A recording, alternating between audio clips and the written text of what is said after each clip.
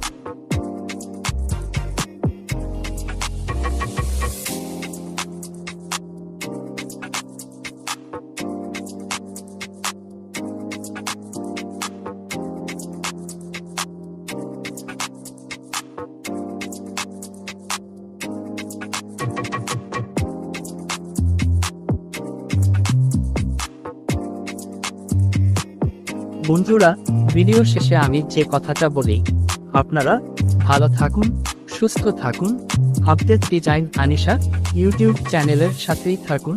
আল্লাহ হাফেজ।